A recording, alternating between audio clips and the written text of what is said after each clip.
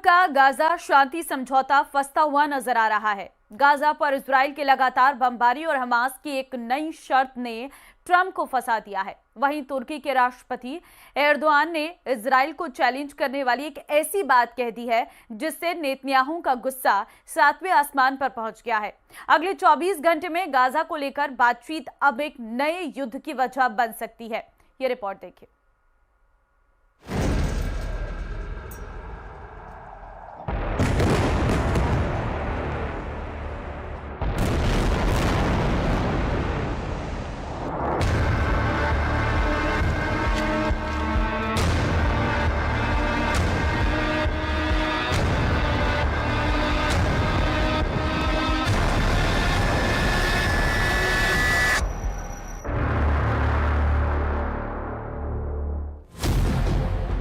एक तरफ अमेरिका के राष्ट्रपति डोनाल्ड ट्रंप, दूसरी तरफ इजराइल के प्रधानमंत्री बेंजामिन नेतन्याहू और बीच में एक बार फिर खड़ा हो रहा है हमास का प्रमुख याह्या सिनवार, जो ठीक 1 साल पहले गाजा के खंडहरों में मारा जा चुका है। हमास और इजराइल के युद्ध में अचानक याह्या सिनवार की एंट्री कैसे हो रही है? इस सवाल ने व्हाइट हाउस तक सबको बेचैन कर दिया है, क्योंकि जब गाजा में नेतन्याहू की भारी बमबारी जारी है और हर कोने पर इजराइल की सेना मौजूद है, बावजूद इसके गाजा को अब भी कंट्रोल कर रहा है हमास। हमास ने डोनाल्ड ट्रंप के सामने बहुत बड़ी शर्त रख दी है।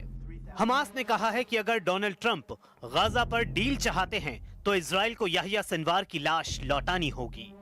याह्या सिनवार हमास का प्रमुख था और उसी ने 7 अक्टूबर 2023 को इजराइल पर हुए हमले का मास्टर प्लान तैयार किया था। याह्या सिनवार की लाश वापस लेकर आखिर क्या चाहता है हमास, और क्या है इस डिमांड को लेकर हमास का एजेंडा? इस सवाल ने अमेरिका के राष्ट्रपति डोनाल्ड ट्रंप और इजराइल के प्रधानमंत्री बेंजामिन नेतन्याहू को बहुत बड़ी उलझन में डाल दिया है, क्योंकि इजरायली बंधकों को लेकर डील अब तक फाइनल नहीं हुई है। और इस बीच पूरी पिक्चर में याह्या सिनवार की एंट्री ने डील में बड़ा वाला पलीता लगाने का काम किया है।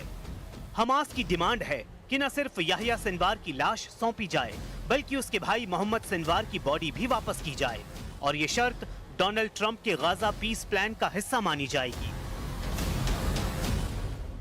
The Sunday evening deadline was to hear back from Hamas on the proposal one way or another. And of course, on Friday, Hamas put out a very clear statement in the president's view that they accept the president's framework, and that's why those technical talks are now underway. But again, we want to move very quickly on this, and the president wants to see the hostages released as soon as possible. Israeli media में हड़कंप much गया है। आखिर Yahya Sinwar की लाश वाली demand के पीछे हमास का बड़ा मकसद क्या है? अमेरिकी मीडिया से आई इस रिपोर्ट ने अचानक गाजा डील पर बहुत बड़ा ब्रेक लगा दिया है। हमास को लेकर हो रही गाजा डील में सभी 22 इजरायली बंधकों को रिहा करने की शर्त है, जिसे हमास ने मान लिया है। इसके अलावा 26 बंधकों के शव भी हैं। ये वो इजरायली नागरिक थे जो हमास के बंधक थे और फिर हमास और इजराइल की मुठभेड़ के दौरान मारे गए या इजरायली बमबारी में जिनकी जान चली गई। यानी हमास लाशों की अदला बदली भी चाहता है। أولويتنا الوقف الفوري للعدوان الصهيوني وحرب الإبادة على قطاع غزة، ونجدد عهدنا بالتمسك بكامل حقوق شعبنا الوطنية الثابتة والدفاع عن تطلعات شعبنا الأبي في التحرير والإصلاح والاستقلال। हमास चाहता है कि अगर इजरायली बंधकों की लाश वापस की जाएगी तो इसके बदले याह्या सिनवार और उसके भाई की लाश भी इजराइल वापस करे। इसके अलावा हमास ने इजरायली जेलों में बंद सैकड़ों फिलिस्तीनी बंधकों की रिहाई की मांग भी की है। इसमें कोई शक नहीं कि सिनवार अब इस दुनिया में नहीं। सिनवार मर चुका है, लेकिन गाजा और बाकी पश्चिमी एशिया में याह्या सिनवार की एक वसीयत बार बार वायरल होती है। इस वसीयत को लेकर इजराइल को और घबराने की जरूरत है, क्योंकि याह्या सिनवार ने खुलेआम इस वसीयत का ऐलान किया था। ये 26 मई 2021 का वीडियो है। तब याह्या सिनवार ने अपनी वसीयत पूरी दुनिया को बताई थी। उसने बताया था कि इजराइल से नहीं डरता। उसने बताया था कि चाहे F-16 हो या फिर इजराइल की पूरी फौज, वो इजराइल को चैलेंज कर रहा है। वो चाहे तो उसे मार सकते हैं। وأنا أقضي إلى الله سبحانه وتعالى شهيدا على يده. أنا اليوم عمري 59 سنة. أنا حقيقة أفضل أن أستشهد بالإف 16 أو بالصواريخ من إني أموت بالكورونا، أو من إني أموت بجلطة أو بسكتة أو بحادث طرق أو بشغلة من اللي بيموتوا منها الناس।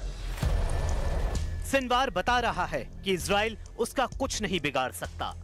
3 साल पहले ही सिनवार ने ऐलान कर दिया था कि वो एक शहीद की तरह मरना चाहेगा, यानी लड़ता हुआ मरेगा, ना कि ऐसी मौत चाहता है जिसके कोई मायने नहीं। 16 अक्टूबर 2024 को सिनवार के खिलाफ जब ऑपरेशन शुरू हुआ, तब उसकी तलाश में इजरायली ड्रोन एक एक इमारत में घुसकर तलाशी ले रहे थे।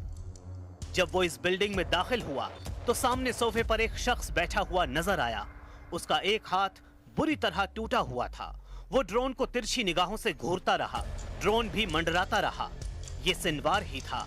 ड्रोन को देखकर सिनवार ने दूसरे हाथ में थामी छड़ी से वार किया। ये सिनवार का इजराइल पर आखिरी वार बताया गया।